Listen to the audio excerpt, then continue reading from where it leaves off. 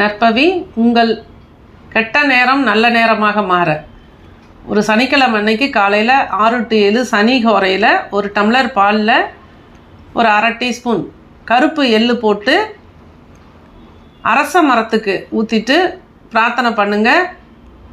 ஓம் நமோ பகவதே வாசுதேவாய அப்படின்னு சொல்லி 9 முறை சொல்லி நிச்சயமாக உங்கள் நல்ல நேரம் ஆரம்பம். பணவரவு அதிகமாக 7 மயில் இறகு வாங்கிக்கோங்க. வாங்கிட்டு 4 ஒரு பக்கம் 3 ஒரு பக்கம் ஒவ்வொரு பக்கமும், அதாவது வீட்டோட வாசல் படியிலையும் கட்டி விடலாம்.